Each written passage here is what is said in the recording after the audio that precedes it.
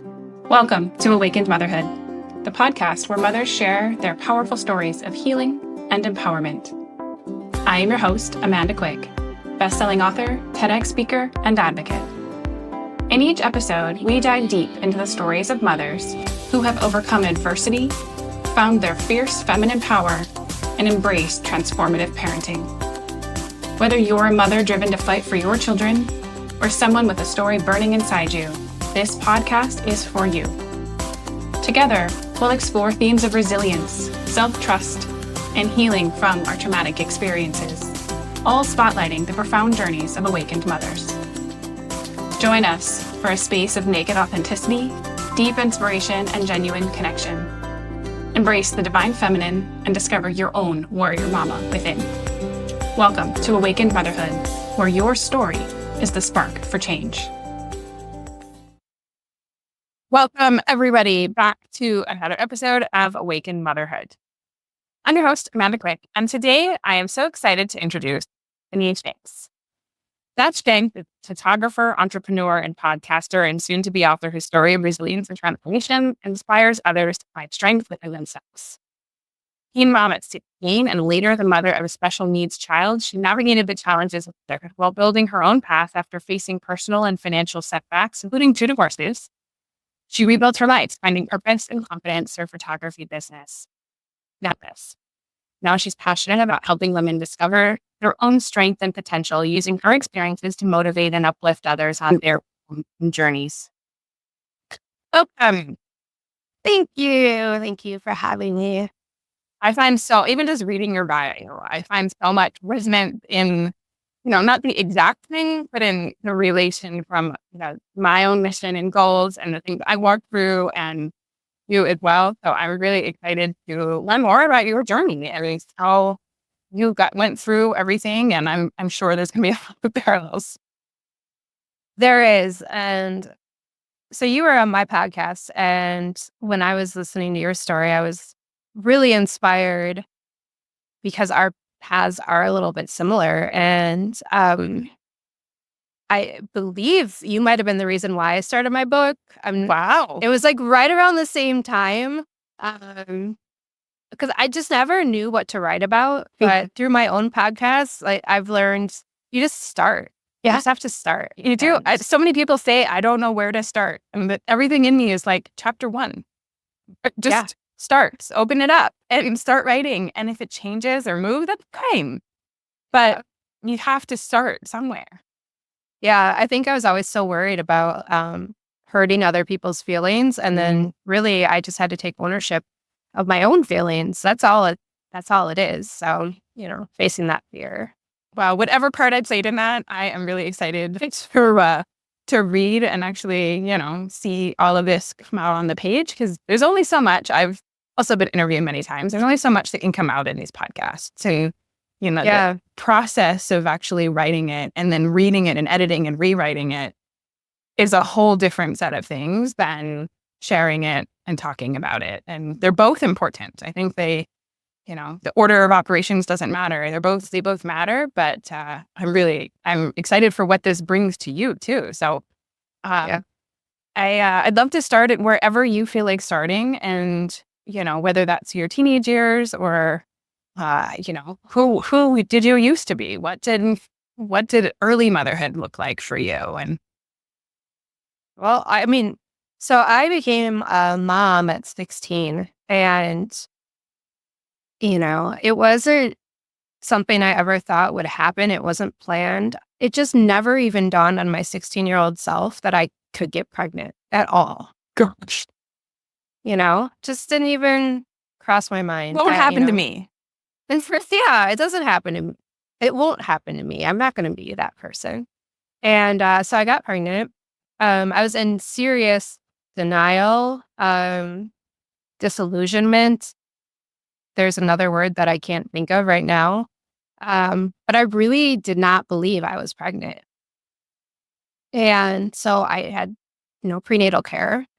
How I found out I was pregnant was one of the teachers told the guidance counselor, who called my parents, who came and picked me up from school. Oh my God. And it took me to Madison, to my my childhood doctor and gave me a pregnancy test. Yes, she's pregnant. By the way, we don't know how far along she is. Her blood pressure's through the roof, and we need to get her to the hospital. So they take me to the hospital, and I have preeclampsia, my body's shutting down, probably just from the stress of that day, facing my absolute worst fears. Still not, there's no reality yet checking in. That didn't happen for probably a while. And they're giving me an ultrasound, and the woman's like, "Do you want to see it?" I said, "No, I don't want anything to do with this at this point." And then she's like, "There's 2 heartbeats." Oh my gosh. Yeah. So same day that I am now realizing, okay, I actually am pregnant. I'm 6 months along, and I'm having twins. And I was having contractions, and my body was shutting down. Very sick. They were able to take care of me. I don't know if I spent the night. I'm sure I did. A lot, so much of it is Blocked a lot of it out. Yes. it's lost. Yeah. And a week later, I have given birth to twins. Oh my gosh. They were 3 months early. They wheel me in to see them, and they're just like these tiny little red things. And it's like, there's no way they were in my body. It's just, You're still in denial. It still doesn't make sense. not denial, but it just wasn't making sense, like at all. And I was faced with all my fears of, what are people going to say? What are my parents going to say? What if this? What if that? And it was all just right there. But they were in the hospital for 3 months, so that was kind of helpful, I guess, because it gave me a chance to process. Going back to school, hearing the whispers, facing judgment. I just wanted to be a 16-year-old girl again. There was Right. But my parents, they agreed to help, and they wanted me to adopt, or to not give them up for adoption. And I agreed.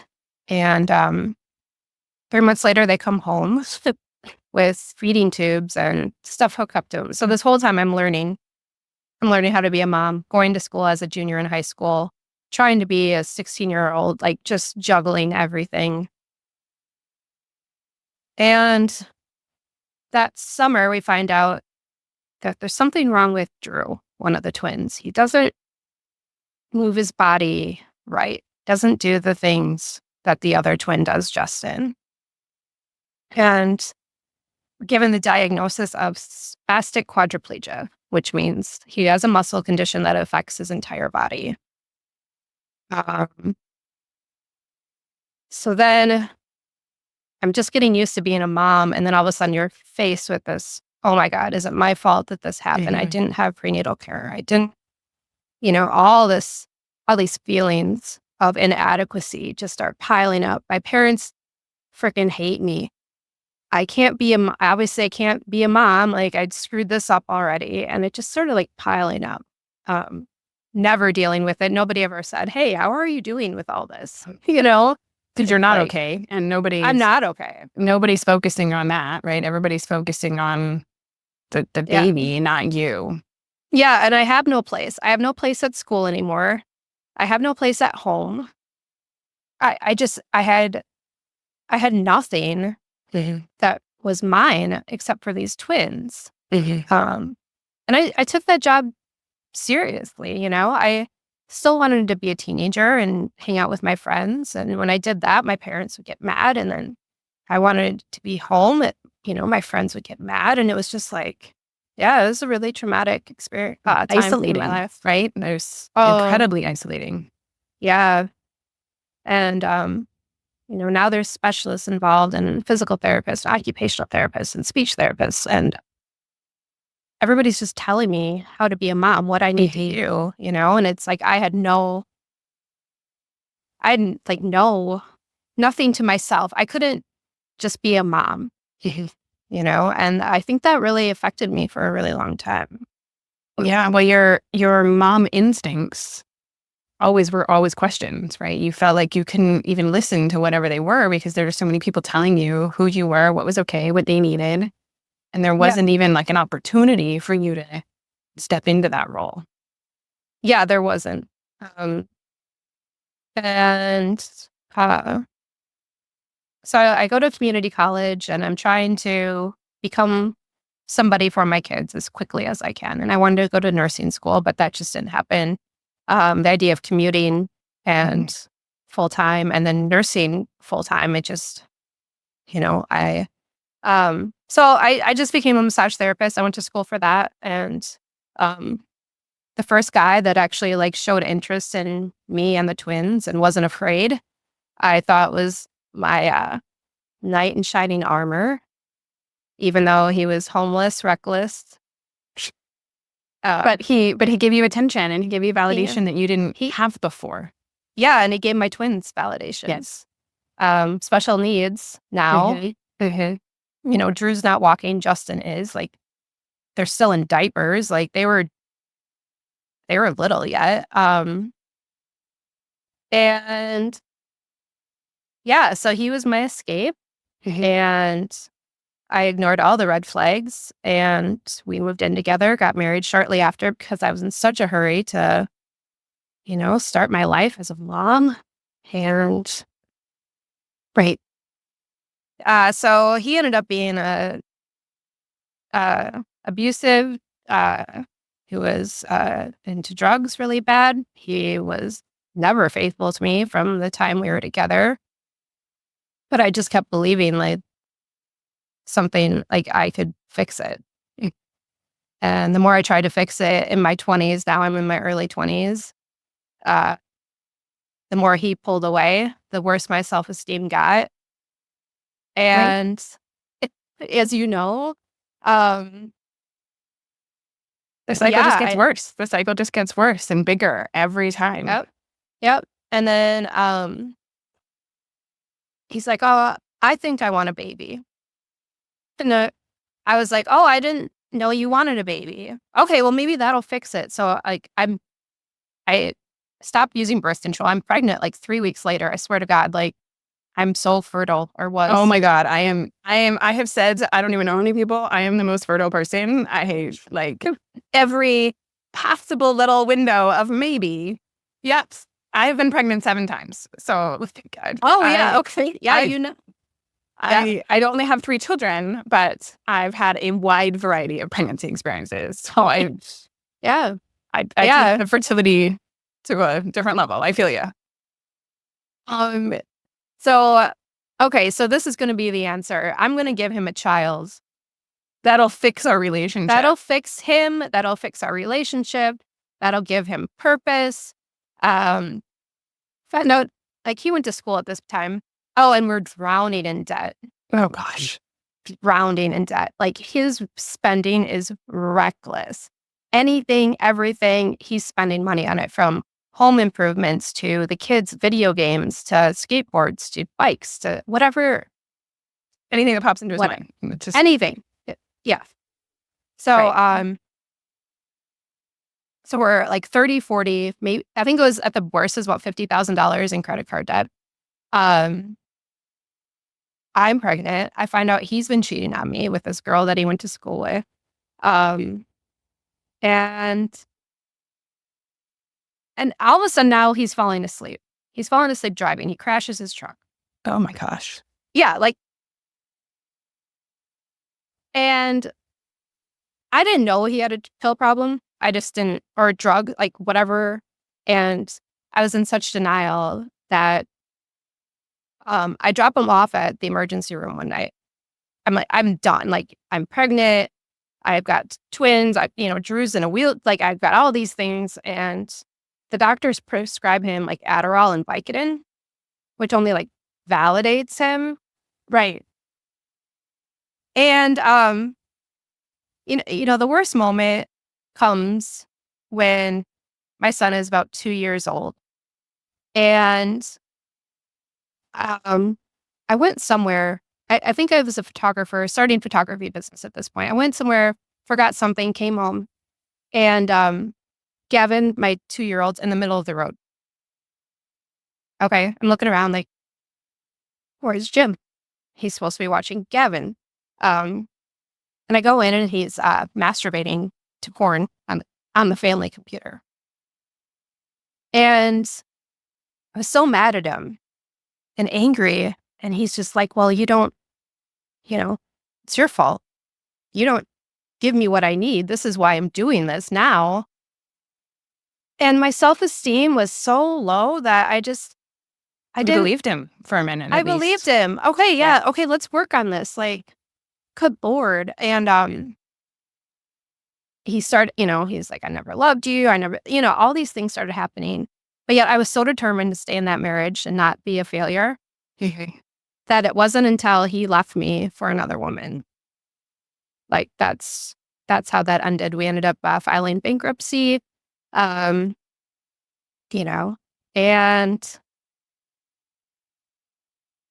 Gavin was about 2 years old. And you would think that I would take this time to heal. But no, I find another guy. This time he has 4 kids. And I think, okay, he's my knight in shining armor. This guy wasn't. I can't do this on my own. This whole time, I can't do it on my own. I can't do it on my own. I can't, that right. You needed your parents. You needed a man. You needed a somebody. Yeah. Yeah. Everyone told me I couldn't do it on my own. And I believe them. I always sought validation in what other people thought of me. So I was always trying to like seek approval from everyone that I cared about. So this guy, okay, he drives a truck. He has a job. A big step up, right? Yeah. Okay. But then he's got 4 kids and an ex-wife that they don't get along. And so then I fall madly in love with him, move in with him right away. I give the house to Jim. Like I had a home. And I gave it to him in the divorce because I was so eager now to start this new life with this new guy. And the cycle kind of continued. This guy wasn't as bad as Jim or anything like that, but always seeking approval. And now I was a stepmom to 4 kids that, I just never felt like I was accepted by him or his family or his friends. And that went on for about 10 years. And again, just feeling absolutely worthless, trying to please him and show him, constantly just trying to get him to see me, and the more you do that, the less respect. And I think that is that is such a common thing that we don't talk about, is how badly we are trying to feel seen and understood. And it stems from our childhood patterns. It shows up in our relationships in so many ways. I mean, I recall with my ex that, we would be like sitting on the couch watching TV and be opposite side of the couch, and he'd be on his phone and watching TV. And I just there was no connection. I was constantly, what am I doing wrong? What do I need to do? And either if I wasn't focused on the kids, then my assumption was I was the problem. Yeah. And even if I tried to bring things up or say that I needed something or talk about it, it would be pushed back on me while undoing everything that I can do. And so how dare you question my loyalty because, all the things. And I think that's really, versions of that are really, really common in a lot of us, where we're looking for somebody to see us. Yeah. Yeah. We're looking to heal based on what other people see and think of us. Yeah. And so that goes on. We maybe 7 or 8, 10 years, something like that. And I'm just getting more and more depressed. So start seeing a therapist, which is actually his therapist, which is actually he's her gardener and handyman. And she's the therapist. She's the therapist. And I'm still seeking approval. Right. So she's like a spiritual healer. So she is a therapist / Reiki master. So I'm looking around her space, and not on purpose, but I'm seeing who she is. And so I'm like mirroring her. I don't know if that makes sense, but He liked I want, her, so you're trying yeah, to be her. yeah, I want her to like me. And so she's eventually, I mean, this goes on for years. I want her to like me. And we go see her together, and it's just a hot mess every time. Nothing got better, like she's like, well, you guys need more date nights. Okay, well, that's great. So we go to dinner, and then we come home and we fight for hours and so she's like, you're depressed and you're jealous. You're jealous of Ike and what he can do Wow. with his life because you're so, you have a kid with cerebral palsy and he doesn't. And it was just like, oh, you're right. Okay, so now I'm depressed and I'm jealous. How can I fix that? It was just a constant cycle. And my business, I want my photography business to do good, but I don't know how to do that because I'm like taking care of kids, and we had an Airbnb, so I was cleaning the Airbnb and like doing all this stuff. And eventually, I find a coach who teaches me how to run a photography business. So I'm just kind of fast forwarding because now you know the pattern. Yeah. This pattern goes on and on and on. Yeah. Seeking validation, looking for somebody, and somebody gives you a solution, so you go do that. Yep. So we've broken up a million times at this point. I go to another bedroom. It's just, and then we make up, and then all of a sudden he's like, I can't do this anymore. And I'm like, please, back and forth.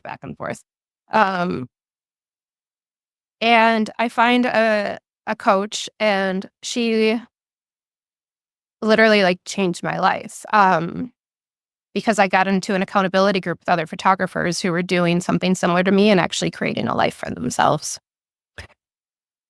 And that little spark of, it started out slow. I was, not making hardly any money at my business, and my self-worth was terrible.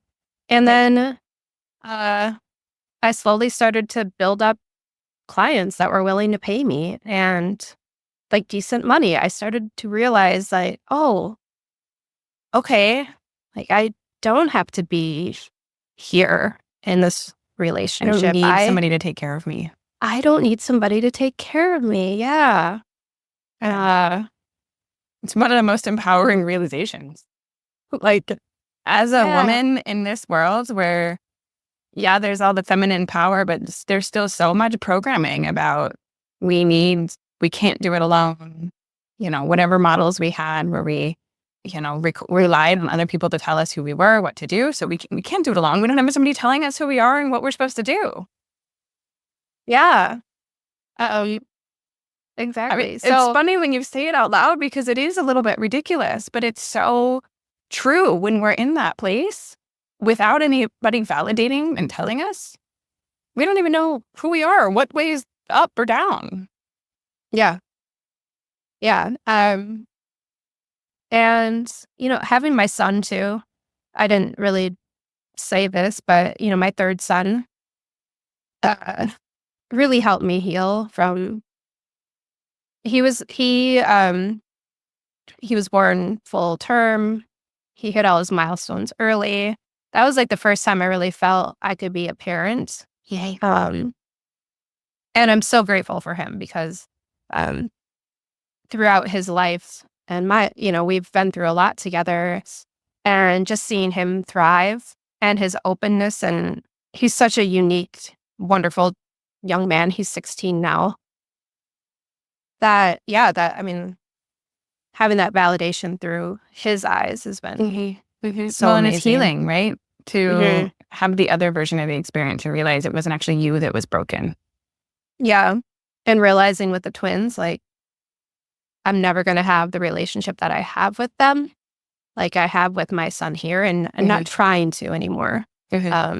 Because of my parents and how they treated me and how their expectations of me, it drove a wedge. And for a long time, I was seeking validation through them and the twins until actually fairly recently. And everything's gotten a little bit better. I can meet them where they're at versus like trying to be somebody for them so they accept me and love me. It's like, well, this is who I am. What it is. This is who I am, and it's who you are. And that's okay. Yeah. Okay, so start building my business up. and still desperate to save my marriage. I think, okay, well, maybe I'll go to California and I can live 6 months in California, 6 months in Wisconsin. And that'll save our marriage and I'll be happy. So I take a month to go to Santa Barbara and try to start my business there. And, and I drove out there with my son and my dog. And all of a sudden, I felt freedom and unraveling. No longer in like it was like 2 or 3 days. It's like, oh, I don't have to speak a certain way. I don't have to act a certain way. I don't have to pretend. I don't have to like try to keep the peace anymore. I don't have to, I was suffering from breathe. I was suffering from asthma so bad that I was on this like, steroid inhaler and stuff like twice a day for over a year.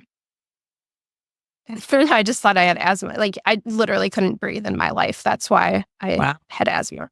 And I just started to unwind and like stretch, and I felt like I was climbing out of a box, and it was terrifying. I wish I could say it was beautiful.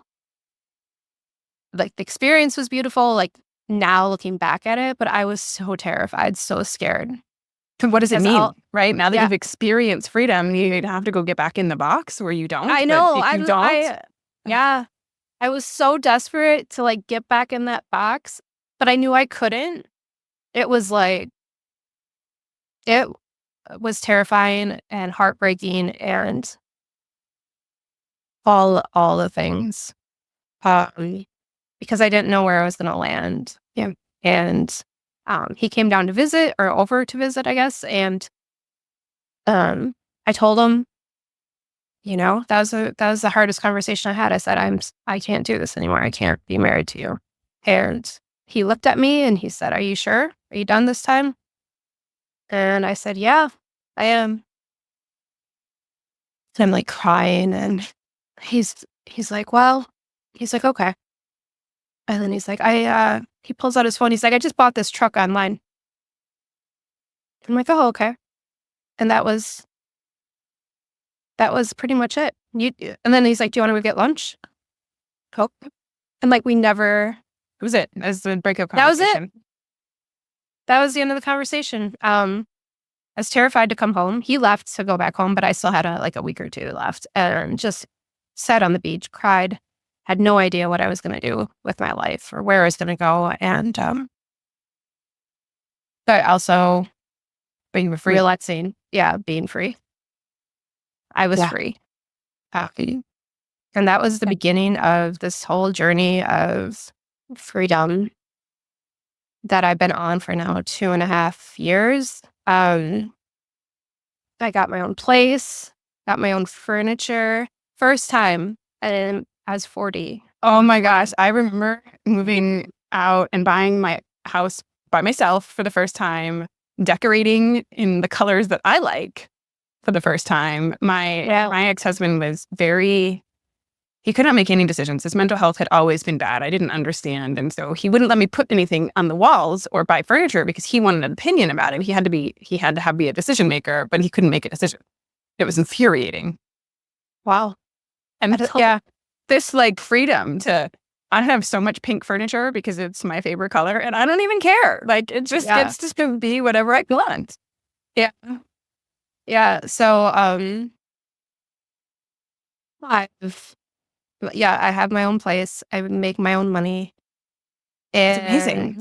I am doing all the things that my younger self would be so proud of. And my goal in life is to help other women that might be on that cliff, on that fence of, I don't think I can do it. I really want to help women know they can do it. Not because I think they can, but because they think they can. They just can discover that strength. Well, and I feel like there's so much resonant. It took me so long to not to leave or to separate or to even see what was actually happening because I didn't think I could do it alone, or if I did believe I could do it alone, I certainly didn't want to because that was hard. And there was just so many pieces to this idea of being a single mom and what that meant and financially, especially, I think is a really big one for us, is how are we going to, support and not be in poverty? Because especially if you, with a partner's help, you've lived a, middle class or upper middle class life. It's like, you don't want to, you feel, at least I felt like I was taking something away from my children if I was going to be choosing to do it on my own and therefore changing their quality of life. Yeah, I felt that way too. Um I was really scared of that. I was scared of losing my stepkids. I was scared of what people in the community would think because we live in a small town and he's like a big shining star of the community. He volunteers. He's got his business. He's always helping people, on the outside, he looks perfect. And I just thought everyone was going to think I was crazy. And I'm okay with that. Well, isn't that just a really to just be okay? Yep. Yeah, that's the whole thing. It's like if they think let them. Yeah. Who gives a shit, But I can only say that because I've discovered my own strength. Yeah. If I was, that person wouldn't be able to say that. Yeah. Well, and it's, your story has so many big moments in a sense that led up to you getting to where you are, right? There wasn't necessarily one aha and everything changed. It was like little ahas in big events that added up. Yeah. Yeah. And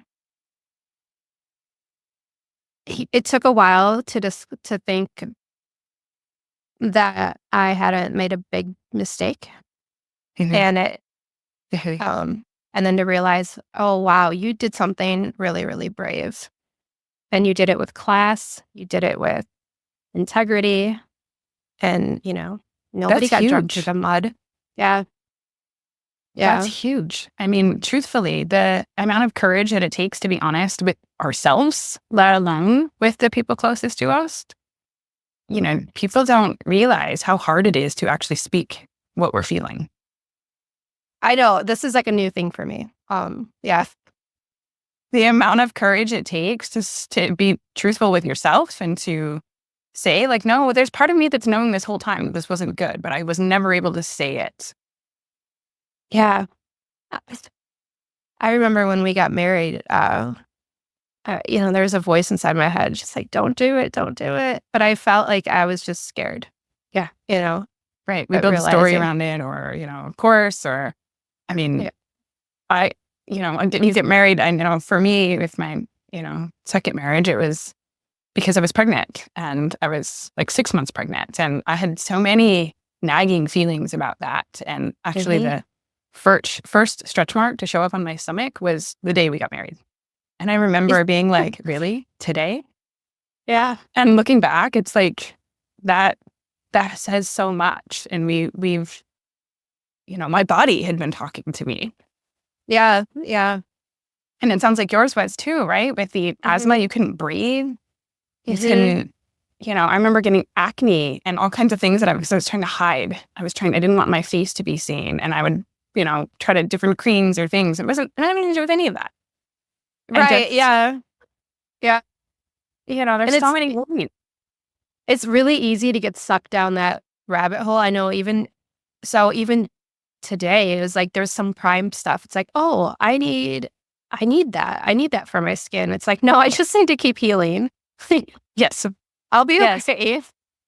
100%. 100%. And we, it's not that sometimes things can't be supportive, sure, but this seeking something outside of ourselves to fix the problem that isn't outside of ourselves. It's inside of ourselves. It's all inside of ourselves. Yeah. Yeah. It's a hard thing to swallow. It really is. I mean, what do you wish you could say to your younger self? Do you ever go back and talk to her? Yeah, I love the quote, "You've had the power all along, my dear." It's I think it's like a Wizard of Oz thing, where things would have been so much different had I had the support. And yeah, I mean, honestly, if there was one of those specialists that didn't have fear in their eyes when they saw me, or there was fear. There was, you're obviously incompetent. There's all these things that people would say to me. You're a baby raising babies. You can't do this. If I just had one person that was like, hey, I think you have it. This happened for a reason. Yeah. Things would have been different, but yeah. And so now you're trying to be that for other people so that you can help people see that they actually have it. Yeah. Yeah. That's what I'm super excited about the book, and I really want to get into public speaking and holding retreats. I love it. Yeah, because I need people to know that. That's my goal in life, is for people to know that, especially women. And I think it's so, people don't talk about, like, yes, we're doing things to help other people, but it actually heals us so much when we could see the impact that we've had. And we can find that we ignited some spark, even if it's the littlest one, even if it's just this voice saying, you've got it and you matter, and igniting those things in others and being that person we needed and didn't have. It really does heal us even more. And I think that's part of the journey. It's part of the sort of awe-inspiring pieces of it, because you wouldn't have those experiences otherwise. Yeah.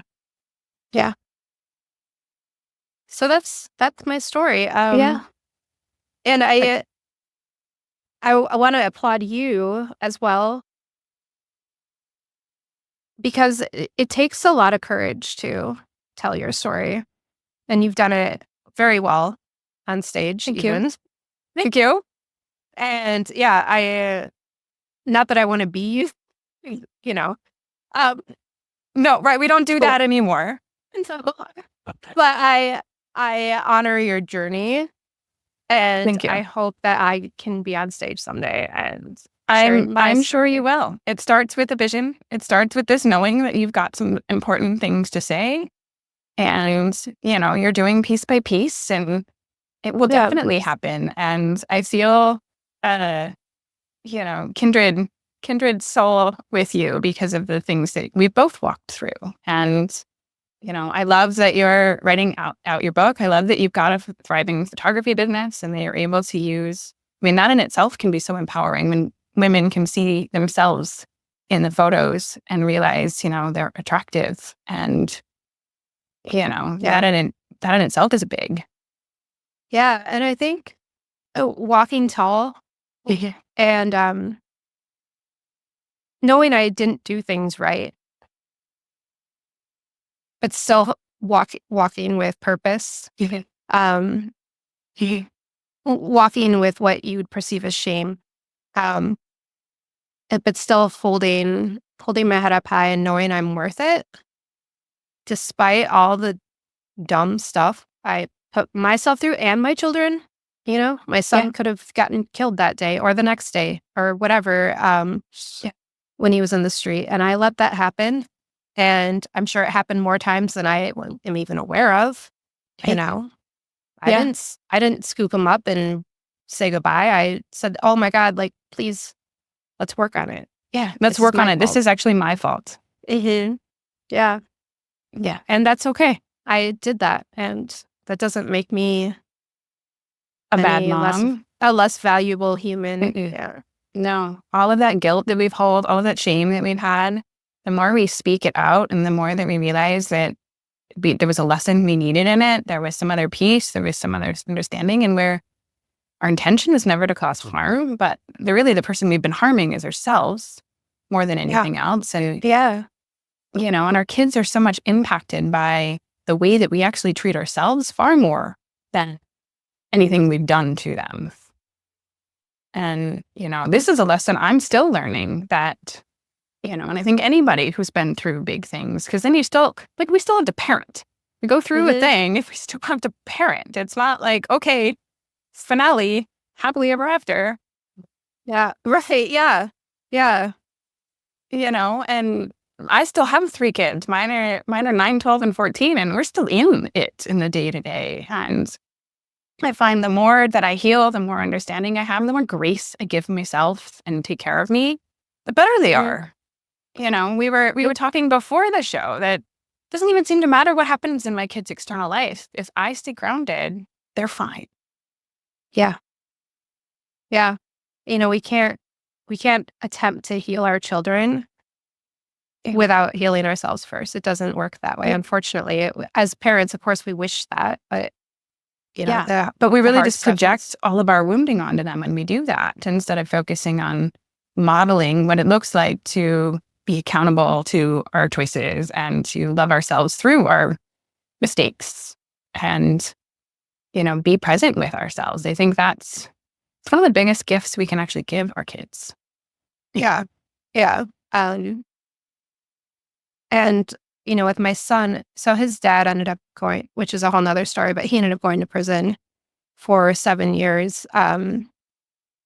And my biggest worry was when he got out that my son would somehow idolize him and want to be with him more than me because I'm a mom. And he's, of course, was still like the minute he got out, he started like buying him all these gifts and like expensive stuff. And of course, I didn't realize that pattern until I started writing the book. But I thought, oh my gosh, how did he get money? But it's like he was borrowing somebody's credit card. A girl he had met online while he was in prison. Anyways, but I had never said one bad thing about him. I just worked on myself, and they're smart kids. They realize really quick. They do. Eventually, at least. They certainly do. Yeah, and he did. He never wanted to go live with them. He was very comfortable with me. Maybe I don't think he's ever spent the night with his dad since he got out, and it's been like 4 or 5 years. And now they don't have a relationship at all. Right. Which is his choice, right? And we've empowered him to make that choice. Yeah, his dad bought him the last thing was like an Oculus, which is some video game thing, VR thing. Yeah. And then he took it back to give to his girlfriend's new kid. Like, you can only do that so many times, and like your kid's gonna be like, what the S? Yeah. I don't actually matter. Yeah. And so he just stopped communicating with them, and in turn, Jim stopped communicating with him. Like, he's on his own path, and my son is nothing like him, wants nothing to do with him, and he has his own healing to do. But I think it's important. I think that's another thing we tell ourselves, that like kids need 2 parents, especially if we were either way, whether we were raised by 2 parents or I was raised by a single mom. I don't want to do that to my kids, or I need to keep this family unit together because of all the reasons. And I've had to learn the hard way that my kids actually just need me. They need me to be stable and grounded. They need to feel safe. They need to be cared for. And the more that I'm doing that for myself and for them, the better they are. They don't actually need both parents if both parents aren't able to be present. And it doesn't mean it's not great if there are more people in their lives or both parents are healthy and able to. That's, of course, it's good, but it shouldn't stop us. Yeah, I know. And maybe you did this too with your second marriage. I think I was still seeking that second parent, that I couldn't do it on my own. Yeah. And realizing that first I was just holding myself back all that time. But I 100%. And I have yet to tell that next story, but that's also been loud in my reality and my third marriage, because there was a lot of positive, and it was not bad in the same way, but I definitely was seeking this. I don't want to have to do it by myself, and I need support and all of the things. And the fear of being alone is real. Met a guy a couple of years ago now. It's been 2 years. And I knew I was on my healing journey, and I wasn't really interested in anything. And he just came into my life, and he fit into my life in such a way that it's healing. He didn't want anything from me. He wanted to help me however I wanted help. So he's a chef. So he would bring over pizza for my son and I, and, just like those little things. He never was like, I need this from you. I need this from you. He doesn't want to get married. He has his own home. And it's been so wonderful to share myself with somebody who, I don't know, isn't seeking anything, I guess. I don't know how to say it, but we just got back from a great vacation. Who doesn't need anything. It doesn't need anything from you. He doesn't need anything. He does photography and I do photography, obviously. And it was the first time that I was on a vacation with somebody that I didn't feel like I had to please somebody. Wow. Yeah. And it's like, okay, it's 10 p.m. Do you want to go shoot the moon? Yeah, okay. It's not like, oh, should I? Do I have to? Is this go or is this Yeah, there is none of that. There's not, I don't need to, I can just be myself, and that's amazing. Yeah. So there is healing in that too. Yeah. But it's okay to be alone. Like either way. It absolutely is. And there's no wrongness one way or another. We get to choose, and sometimes even if we heal some and we have new things to learn, and that's also okay because we've got new tools to use as we do them. Right. Yeah. I mean, how else are you going to use the tools if you're not out there doing the work? Yeah. And I, had to understand for myself, I didn't go to school. I have life school, and my lived experiences have taught me the things that I needed. And that's part of why it's so important for me to share them, because that's my textbooks, right? Those are my lessons, and sharing the stories and healing the things helps me understand other people, but also feels like the experience that needs to be understood by others, because hopefully maybe you can glean something from my lesson, or I can help spark something in you, but it also helps release it for me at the same time. And, the amount of shame and judgment we all hold, no matter whether you had big traumas or not. We have so much little stories and pieces that have been programmed into us. And as we write them out and we see the pattern and we realize the why behind some of these pieces, and we start to have a level of compassion in ourselves. We start to realize, like, we're not alone. We're not crazy. Like, it sucked, but there's so many other people, and they actually need those stories. Yeah, I mean, that was yes, absolutely. Starting my podcast has been a huge opportunity to hear other people's stories too. So why don't you tell everybody where they can find you, and if you have links to share, I can put everything in the show notes. Yeah, awesome. My website's stephshanks.com, and right now it's photography, but eventually it's going to be switched over to more of my book and podcasting opportunities, and hopefully speaking along with photography. And I have a podcast called Unwritten, and that is all about reclaiming your strength and your purpose. And that is on Spotify and YouTube. Awesome. Yes, I believe my episode will come out soon. Probably by the time this one, it will also be out. Oh, yeah, probably, yeah. Which is amazing. So it's always fun to meet people doing the same things who've been through similar journeys. And I feel like it's another level of validation for us too, to see the power. And, your journey took different turns than mine, but we're kind of ending up and going the same direction in a lot of ways, in the way that we want to support other people. And, there's so much power. And I believe behind the mom and healing the moms, because it does really help heal the children. And it's like, that's how we change the world. At least that's how I tell myself, because eventually these children become adults. And if they have tools to process feelings and be accountable, and, to not rely on external validation, and they know themselves, by the time they begin their adulthood, there's so much left to unravel, and they actually can start their lives instead of heal from their childhoods first. Yeah, they get to start their lives sooner. Yeah. And then there's more to live. Yeah, I feel like I'm finally getting the chance to actually start my life. And I've done a lot of things with my healing journey, but I still feel like I'm just actually realizing, like, I get to fully choose all these pieces. Yeah. Same. It's a process. It's a journey. And It's every day you get to choose and you find out something new and it's like, holy crap. yeah, no, it's an amazing journey. And, for all the listeners out there, I hope that you got some words of wisdom from Steph. I know I see a lot of my journey in hers and the things that she's done. And I'm just really honored that you came and joined and shared your story with everybody. And I'm really excited for your book. Thank you. I can't wait to, if you want, however I can support, because I know how important and it feels to be writing, and I know the power that is behind it, and it is a process, and it is very cathartic and can be very challenging. So, all of it.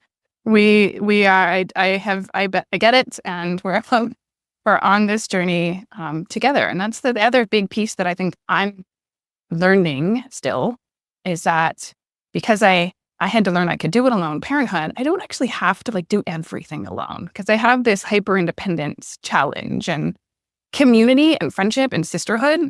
I actually can have those. And all of my high school trauma about being the outcast, I can heal that too. Yeah. So I think agree. it's important to find those people that get you and can see you. And the more we see ourselves, the more we invite those people to find us. So Yeah, exactly. all right. Thank you so much for joining, and I will see all of you all in the next episode. Thank you.